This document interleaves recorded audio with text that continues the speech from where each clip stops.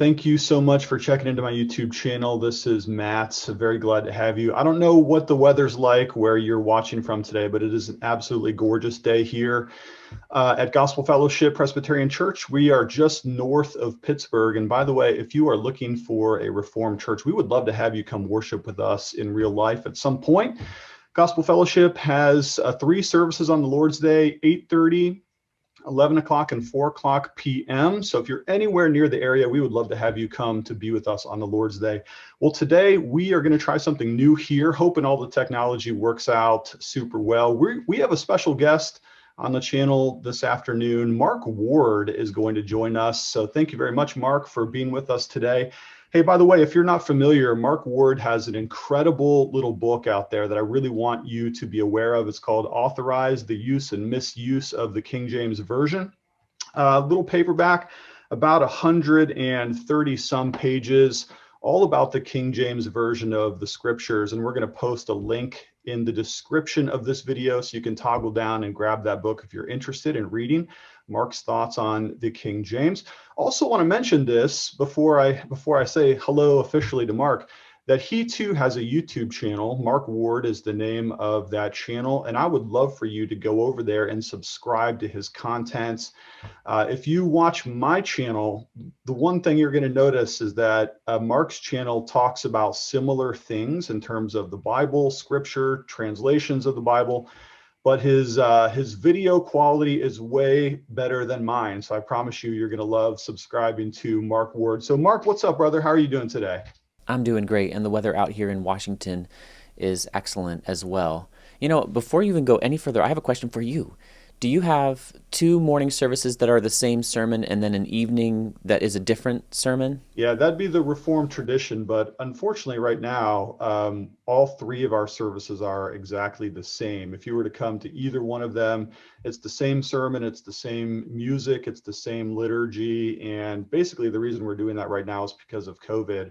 Got it. Our afternoon service is the one where we tend to have a smaller crowd, but it's that crowd that wants a little bit more safety, a little bit more distance, a little bit more social distancing. And so it's a small crowd in the afternoon, but yeah, same service each one of those three times. I was just curious. It's just been such an adventure this last year with COVID, and I couldn't drop the opportunity to get some wisdom from someone else's experience there. Yeah, I don't know if we're doing everything right, but it seems to be working. People are coming to church and spreading out, and the church seems to be doing well. So whatever it is, we're just going to keep on doing what we're doing. And Mark, one of the things that I like about you, I've listened to some of your podcasts as well on a Bible Study Magazine's podcast, which again, we could probably link that in the description of the video. But you always start off asking people when they're introducing themselves, how it is that they serve the church. I just think that's a great question. And why don't you go ahead and start off with that? For those of you who don't know you, Mark, tell us a little bit about what you're doing for the Lord, because you have your hands on all kinds of different projects right now. Well, I serve a local church. I was just ordained as an assistant pastor at Cornerstone Baptist Church in Anacortes, Washington, which is a Reformed Baptist church. We're currently independent, but looking into a network of Reformed Baptists right now.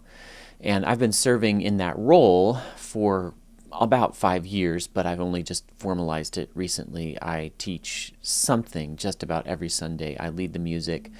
I do all kinds of stuff. It's a small church. I went from a large church in South Carolina while I was in school for 18 years and to a small one. And my wife and I both just love being in a small church, getting to know everybody. I serve as the editor of Bible Study Magazine, which is a product of Faith Life, makers of Logos Bible software. And that goes out to a lot of people, about 100,000 people. And so that is a direct way that I serve the church. I write a column in there and I solicit articles. I'm doing it right now. I'm waiting for some scholars to get back to me. I'm trying to invite people out there in the church into the kind of world of Bible study that Logos Bible software represents. So showing them the value of all those kinds of books that you've got on your shelf that I can see behind you, good commentaries and theologies and stuff. I've invested a lot of time in that YouTube channel, and I just, we connected because I not only because the algorithm said that people who were watching my channel are watching yours, but because I sensed something similar in you, interest in Bible translation and trying to get people to see the value in using multiple Bible translations. So I sensed that a book wasn't enough, that I needed to get out there on YouTube. And when I put out a YouTube video, I am definitely thinking, I am attempting to serve the church. So that is how I very imperfectly and, need for repentance every day, that's how I serve the church. Yeah, me too. And I'm so glad you're a local church guy. I try to steer everything that I do into the energy of the local church as well. And for those who are used to my channel, I'm constantly inviting people to come to church here at Gospel Fellowship. If you know anybody anywhere north of Pittsburgh, we'd love to have you. Now so you're in Washington State right now, and you mentioned you grew up in the South, though. Is that right? Is that where you grew up regionally? And how did you come to get to Washington? Yeah, I grew up in Northern Virginia and a little bit in New York State, actually. My dad worked for Word of Life. My parents were saved as young adults, and but I've known nothing different. They raised me in church. And then when I was actually at the ripe old age of 16, having skipped a grade for various reasons that would take too long to explain, I went to college, and I went to Greenville, South Carolina. I attended Bob Jones University, and that was I didn't really know it at the time, that was my means out of King James onlyism, because I had been in a King James only church in high school, even though my parents weren't really King James only. Long story, but I came out King James only, but not a jerk about it, and apparently not as strong in it as I thought, because Bob Jones professors disabused me of that notion rather quickly. And my pastor in particular, who's the best expositor I've ever heard, and now I've heard tons. His name is Mark Minnick. He's still the pastor at that church. I was there 18 years, and toward the beginning of that time, he actually led the church away from using the King James in our services, and that was before 2001, so there was no ESV. And though they sell the ESV in the bookstore at that large church there, the NASB is the version that they ended up choosing back then, that they've stuck with. And that experience, you didn't ask this question, but that experience it just made me aware of both sides of the debate, because I had just heard it at my church in high school. My pastor there, who was a good man, and I really appreciate the service that he performed for our family. But he gave all of the standard King James only lines, and then to hear those answered graciously and patiently by my pastor started me down a path of being interested in this, and then using multiple translations convinced me absolutely this is the way to go. And now I've gone way far from your question, and I can hardly remember what it was. Did I grow up in the South? So I spent 18 years in Greenville, South Carolina, and then I ended up getting several degrees at Bob Jones, including a Terminal 1 in New Testament, and Faith Life, makers of Logos Bible software, called me about 5 years ago to see if I'd be willing to, they called me 6 years ago to see if I'd be willing to be a Logos pro, writing articles, shooting videos, training people in how to use Logos. And I've shifted roles at the company. I've been an academic editor. So Logos does all kinds of cool stuff for the church, and I've helped on various projects like the Lexham Context Commentary and the Lexham Survey of Theology, and all kinds of little things I've done for books that Lexham Press has put out. And then about 6 months ago, I guess, it's been such a rush I can hardly remember, I became the editor of Bible Study Magazine. That's how I ended up in Washington. I should say one more thing. My pastor, his name is Tom Parr. I knew him in Greenville, South Carolina. We had the same mentors, and I actually took both of his jobs when he left to plant this church 15 years ago. I took his job at church. I was an outreach pastor in a not-so-nice neighborhood, and I took his job at BJU Press as a Bible textbook author, and little did I know that I would follow him out here. But when Faith Life called me, I looked at the map and I thought, oh wow, maybe I could serve under Tom and work at Faith Life. And that's what I've been doing for the last 5 years, and it's really been wonderful to serve with and under a godly shepherd like Tom Parr. So that's a lot for any one person to do. If your day or your week is like a pie graph, how do those various responsibilities get cut up? You're a married man, you have a couple of kids, is that right? Yes, I have a beautiful wife who is the proprietress of Blackburn Gardens. She grows flowers in our backyard. Washington is a very fruitful place. We have fruit trees and raspberries, and I just helped make her a nice flower cart. I'm not very good at that stuff, but I learned a lot with a friend. We put out in front of our house, and we got 3 kids running around at all times, homeschoolers, 11, 9, and 6, who serve with us in church ministry. Yeah, it's busy. A pie graph is, faith life takes up most of my time. When I do a YouTube video, I cram that thing into every spare moment. So I edit it. I write and edit it usually on an iPad Pro, which I just take with me everywhere, and I can, pound out a script fast. And then church right now is still mainly on Sundays, but I'm trying to do, something each week, some kind of meeting with a church member. Took a seeker through a study of Romans some months ago. Yeah, boy, I'm not organized enough to say what the pie graph is. How about you? When I see another YouTuber who's in ministry, I wonder the same thing.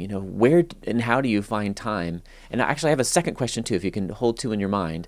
How do the church folks, church leaders, and church attenders view your YouTube channel, or do they? I'm not sure how many are regular watchers, although there are certainly a few. My pie graph is probably a little bit easier to split up. I mean, probably 95% of what I do is related to the work of the local church. I work hard all the time. Lots of meetings, lots of study, lots of prep.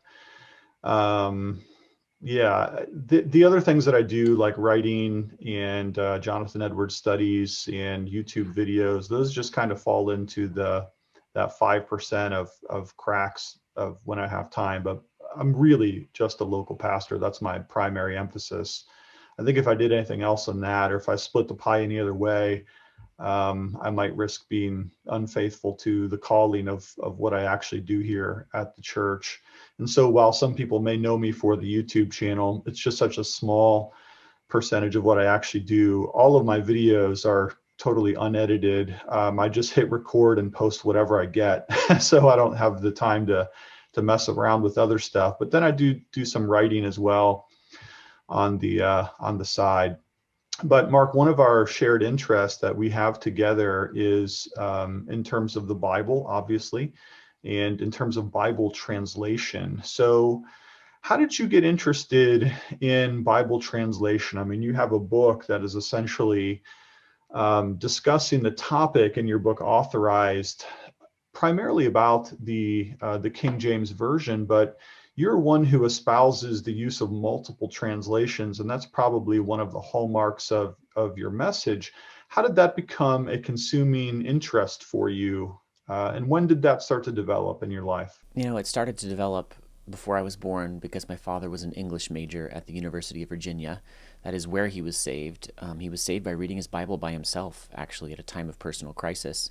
I've always thought that was so fascinating and really an endorsement of the Protestant view of the Bible that, he came to adopt, and I certainly have adopted. I'm interested because I'm a word nerdy kind of person. Spelling bee was a huge part of my childhood. And once I got into languages, they just fascinated me. And ironically enough, it was at my King James only church where they had a Christian school where they served me really well. My teachers were wonderful, godly people who loved me and, sacrificed for me. Well, the principal taught Latin in 8th grade. And I remember I got a perfect score on the final exam. And that just kind of told me, there's something here for me. Language. Oh, I love this. But I was more into graphic design as as a main deal. In fact, that's a part of my pie chart too. I run a web design business on the side, so I just have to try to keep a big pie. But when I went to college, I majored in graphic design, and then I was really attracted to the expository ministry of this pastor, Mark Minnick. And I would really literally, in the literal sense of literal, not a functional translation here, I would sit on the edge of my seat. And when he was done with hour or even 70-minute long sermons on Ephesians, I would be like, I can't believe it's over. And I was a 17 and 18-year-old. It just captivated me. And when he got to Ephesians 3, he did what is standard for the, independent Baptist tradition that I was more in at the time. I'm still in it. It's, things morph and shift over time, but he didn't do this very often. He gave a come forward invitation because he felt like the passage in Ephesians 3 pushes hard on, the obligation that people have to use the revelation God has given them to serve others. And so he did not put pressure on people to be full-time Christian servants or pastors or missionaries. He felt God can call you to be an engineer, but that was one time when the passage did. And so he made that appeal. And I'd already been feeling, wow, I think I want to study and teach God's word. So that I decided at that point to change my life trajectory or follow the Lord in doing so. And that sent me through all the standard stuff at Bob Jones in the undergrad and grad school with Greek and Hebrew. And at that church, the pastor himself had a PhD in New Testament from Bob Jones. And so I did the same. And I wanted tools to teach God's word accurately like he clearly did. And just naturally, my bent toward language, toward writing, toward English, and then studying Greek and Hebrew, having a dash of Latin, having to get proficiency in German. I do speak Spanish at about 70% fluency. I like to say that mix of things, just made me interested in Bible translation. And then because of this controversy in my circles over the King James, that stokes your interest.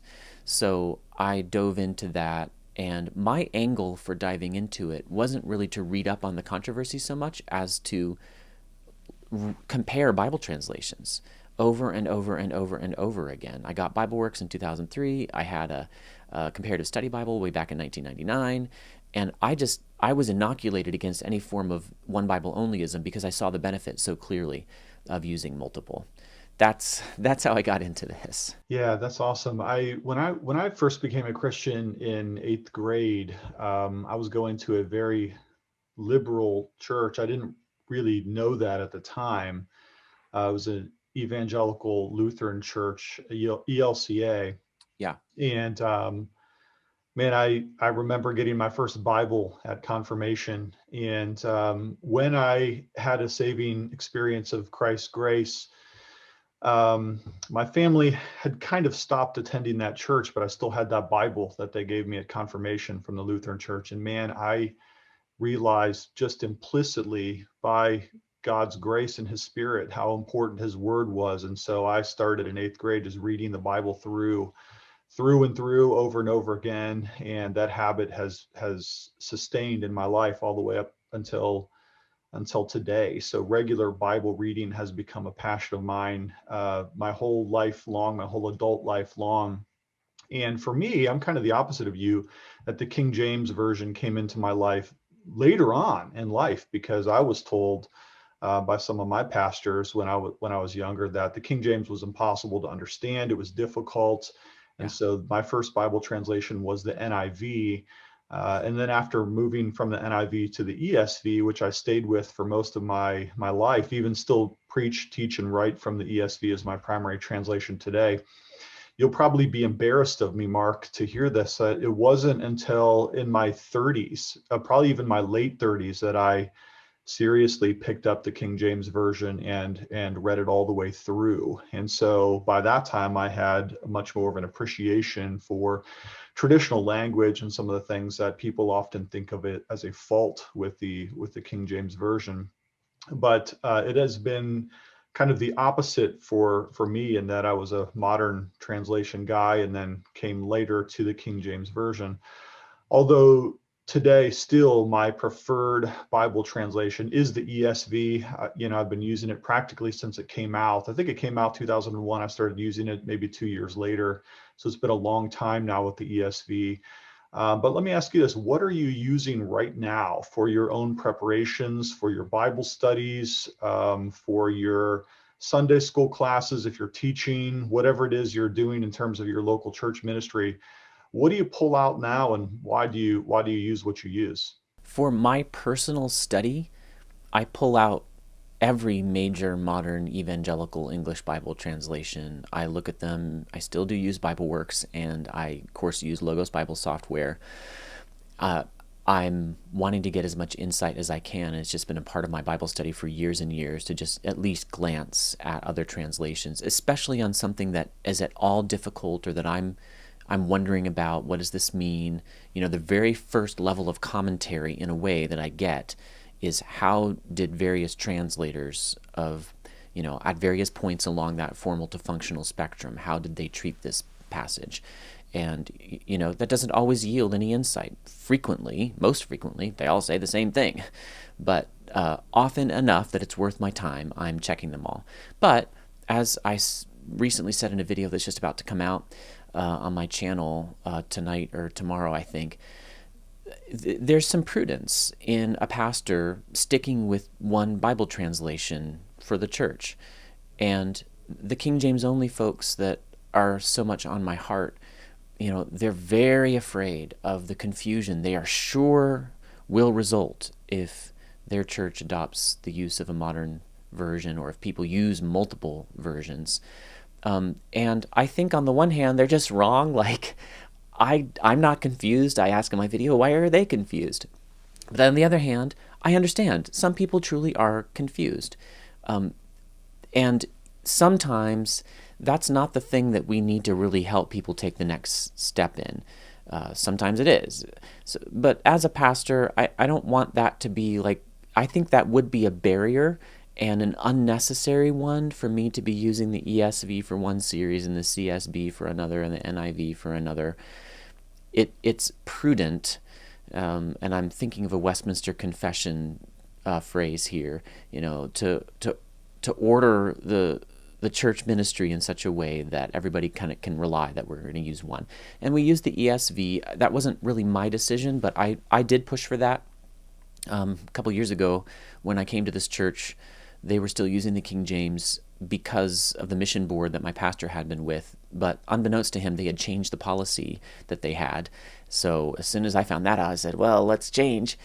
And somebody in our church bought my pastor a nice ESV, and we had zero trouble, and we just moved on. I like the ESV because it does stick with the King James tradition. That's what I like about it as well. Let's imagine a scenario here just for a moment in which somebody calls us on the phone after we end this conversation, and sure enough, it's one of the major Bible publishers, and they say, Ward and Everhard, you guys are in charge of the next major translation. It's going to come out in 10 years from now, but we got to get started on it right now. There's a lot of work to do.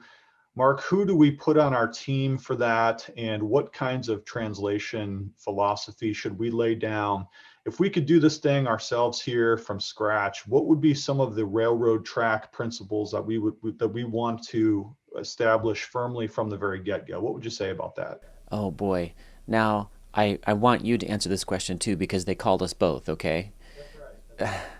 So I'm going to kind of ruin your question. I'm really sorry, but you'll get a chance to answer it too, and then you can bring it back on track.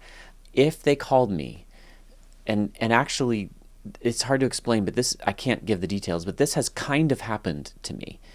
I would urge them not to do it. I would say, a rising tide is sinking all boats. I wrote an article on evangelical textual criticism that, now your channel is nerdy enough that I can talk about this here, but I was critical of my otherwise, greatly respected, father in the faith, John MacArthur's decision to put out the Legacy Standard Bible without ever seeing a single word of it, because I don't need to, because I'm sure it'll be fine. I'm saying the idea itself is not good, because we already have enough what I called centrist translations, or Nijay Gupta in an interview recently with Mike Winger called them official use translations, the kinds of translations that you actually might use in a real live church. So nobody's using the Message in doctrinally orthodox churches, sound churches that I know of. I've seen it only out on kind of the fringes there. Nobody's using Young's literal translation, right? Both of those are tools for Bible study that I think are valuable. And I think we could have more of those.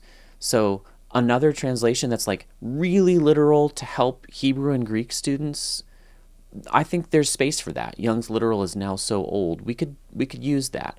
Or a translation on, another thing like the Message, fine. But something in the middle of that spectrum, I would say, let's not do it.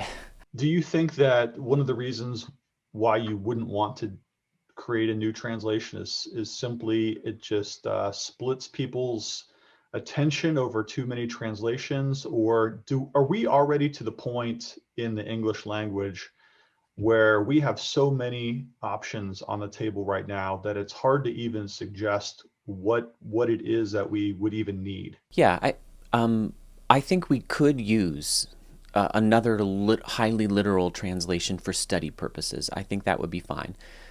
That's the only need I'm perceiving right now, because a few have risen to, take the place of Young's literal translation, but nobody with the stature of a Faith Life or a Thomas Nelson or something has put out something like that. So that's one need I see.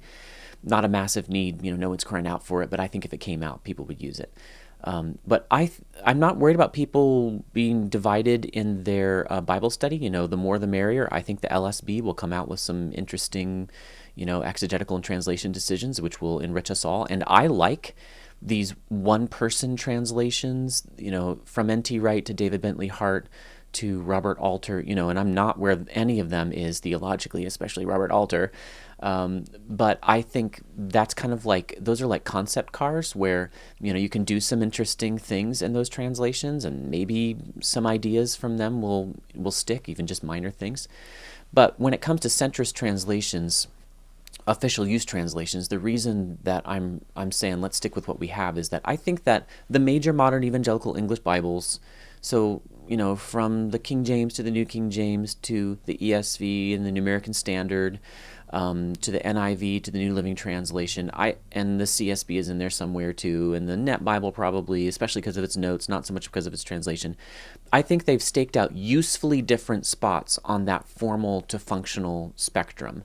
And the more we crowd that, the more it looks to everybody who doesn't know what's going on, which is most people, inside and outside the church. They really don't know why these translations exist. It just looks like we're just trying to get more money. Or, in John MacArthur's case, it looks like I'm not happy with the theology being promoted in these other translations, so I'm going to make sure that I have one that I have control over. And I don't think that's what MacArthur is doing. I'm not cynical about him. I tend to trust him. But Al Mohler, unfortunately, I have a lot of love for Al Mohler. I listened to his Thinking in Public podcast, but he unfortunately said about the CSB, now we can have a translation we control. That just sounds to people like what's going on. People are putting their fingers, institutions are putting their fingers into the Bible to make it say what they want it to say. That just looks bad. And I think if we can just stop now, then we can get the benefit out of multiple translations without hopefully going any further into that detriment that, causes people's trust to erode. What unique space do you think the Lexham English translation holds? What contribution does the Lexham translation have? That's a matter of active discussion within my offices, like at this very moment, and I am actively involved, and I can't give all the details, but I can give a big portion of the answer, and it has a lot to do with what I said about the need for one more highly literal translation for study purposes. That's basically it. We just don't think the LEB could use some help to go a little further in that direction, is basically. I probably already said too much, but I can edit this out because I'm editing the video. The LEB was born on a computer. It was born as a set of glosses. And, glosses are like 1 or 2 word translation equivalents for given words. And that origin story it just has a way of allaying people's fears of saying, hey, it was an objective computer that did this. Well, of course, it was still ultimately humans. But that's the idea, that we used computer technology to help us get as close as we could at that point to, a meaninglessly literal translation. And then we smoothed it over a little bit to turn it into English. That's the LEB, and that's its place. It's a study translation. I would not expect anyone to use it as their main, official use translation in a church. I don't think that's what we're expecting at Faith Life. I don't know that anybody does. I've never heard of any church that does. Are you aware of anybody that's using that as their, yeah. So, Mark, let's talk a little bit about your book. I'm sure that there are many people that absolutely loved it. I myself thought it was very helpful, enjoyed reading it greatly. At the same time, you're also wading into some areas that makes people very uncomfortable. There is a movement that both you and I have talked about on our channels before called King James Onlyism, which is a group of Christians that believe that not only is the King James the best translation, but in some sense that it's the only real or viable or authoritative translation. Your book challenges that notion. And to challenge that notion is to, in some sense, invite response for good or for bad. Tell us about some of your experiences with the response. I imagine it's not all entirely positive, but you didn't write the book in order to gain acclaim for yourself. You wrote it to be helpful to people. So tell us a little bit about some of the response that people have given you to your book. The response really has been overwhelmingly positive.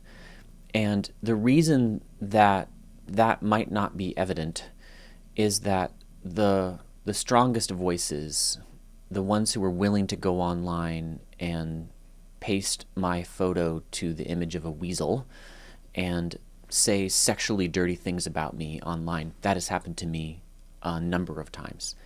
And of course it's upsetting. It's not fun. But I knew that was coming. Those people, most of them, I think, are sinning the way Galatians 5 talks about, the works of the flesh, division, strife, envy, contention. And I long ago decided, before any responses came to my book, because it hadn't come out yet, I was ready to endure that for the sake of Christ's sheep, and that I was not going to answer those people who are really nasty, because anybody who finds that attractive is someone I cannot reach. They're in God's hands. It's not as if the people I'm reaching aren't in God's hands and they're in my hands. No, I think people understand what I'm saying, that Jesus said, cast not your pearls before swine.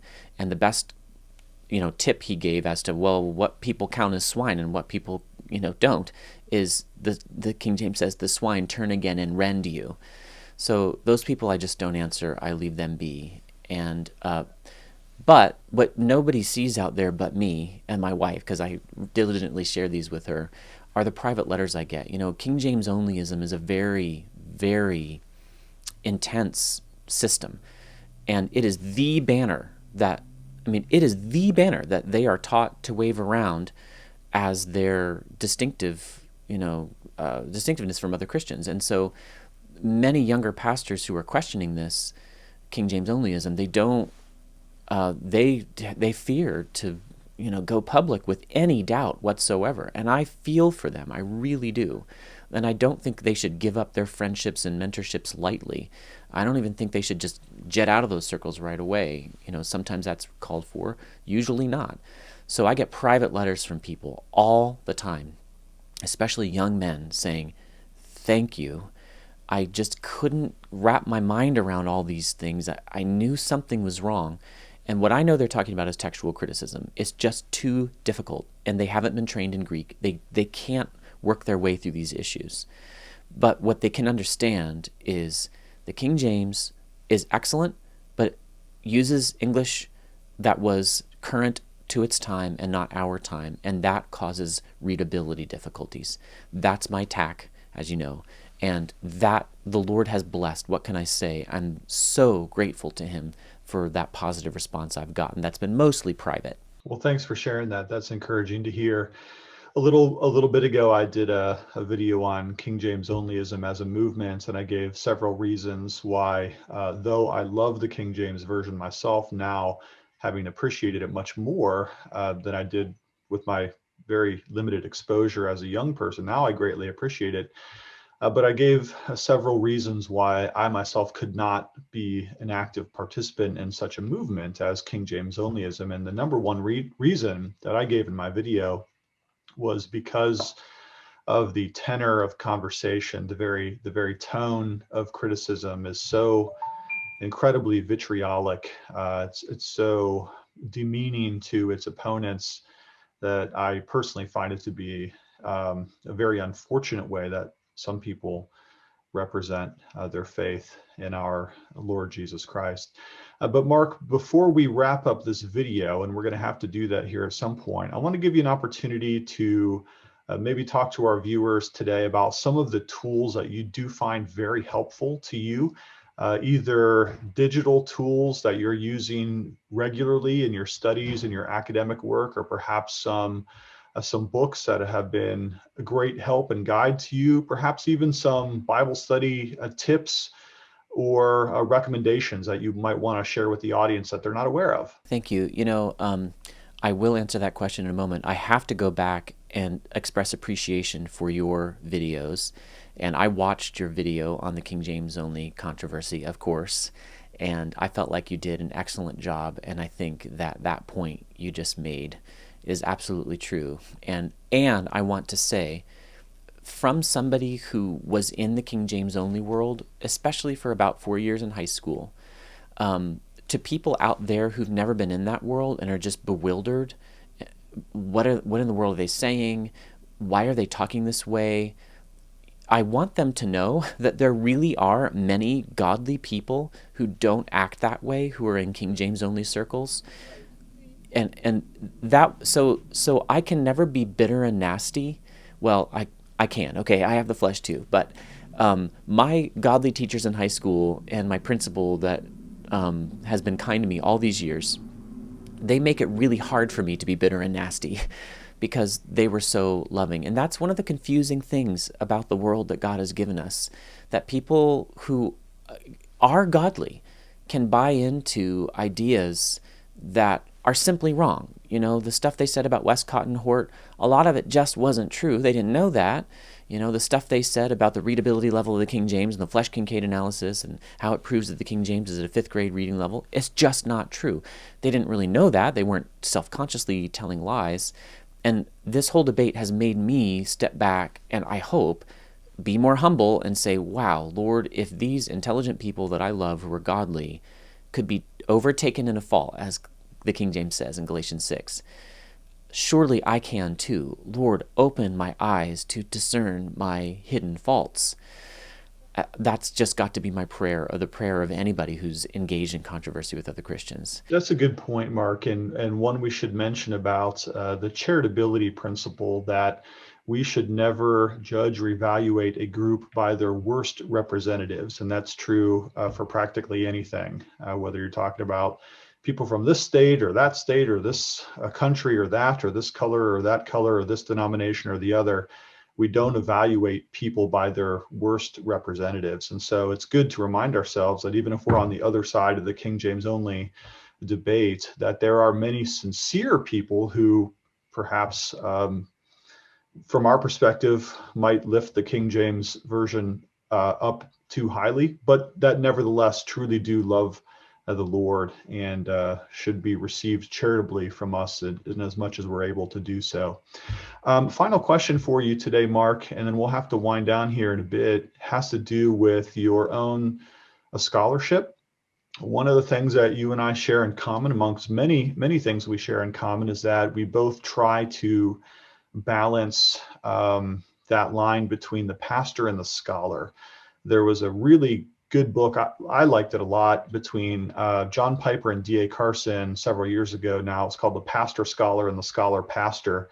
And I think maybe you and I, we might represent the model presented in that book. If I'm the pastor who occasionally dabbles in scholarship, and you're certainly a scholar who also serves the church as a pastor, tell us a little bit about your scholastic and academic endeavors. Do you have anything that you're working on right now? Anything fitted for publication that you're going to be working towards, or any other interests or areas of study that you're working on at the moment. Yeah, you've been so kind in this discussion/interview, and I totally failed to answer your last question. I can answer it in one word: Logos Bible Software. That's the tool that I use, and that goes right into the answer to this question. I'm always working on something. Right now, I'm kind of in between scholarly pursuits. I don't consider myself a scholar, but I feel like maybe like you do, that I can serve the church better if I dive into that scholarly world, on a regular basis, mainly as a reader, and then occasionally as a participant, someone who makes a contribution, one tiny little contribution. So I did work on a lengthy journal article evaluating the views of an upmarket version of King James onlyism called Confessional Bibliology, that's appealing in Reformed Baptist and Presbyterian circles such as our own. And that came out in the Detroit Baptist Seminary Journal in May of 2020. It's free online. It was vetted and peer-reviewed, and got some great comments from some high-level people, especially one friend of mine who works for Dan Wallace at the Center for the Study of New Testament Manuscripts.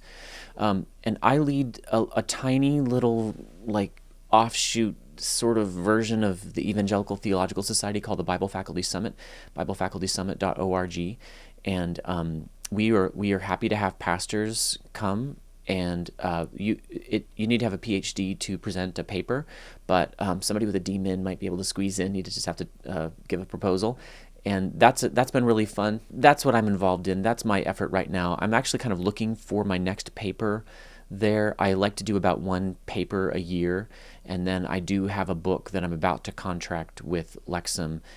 Probably they've told me they're going to send me a contract where I take my 50 False Friends series that I've done on YouTube and put it in book form. That'll probably add some material in there. Yeah. That's great. Awesome. Well, congratulations on all that. That's wonderful. Thank you so much, Mark, for being our guest today.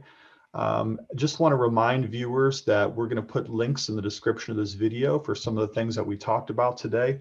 Of course, if you have not read Authorized, the Use and Misuse of the King James Version by Mark Ward, you will definitely want to go and grab that, and make sure that you subscribe to Mark's YouTube channel. We'd love for you to become a subscriber over there. And I want to just thank the viewers as we sign out today for watching here on my channel. Don't forget, if you're anywhere in the Pittsburgh area, the Gospel Fellowship PCA would love to have you come worship with us on the Lord's Day. Thank you so much for tuning in today. We do love you lots, and we'll talk to you later.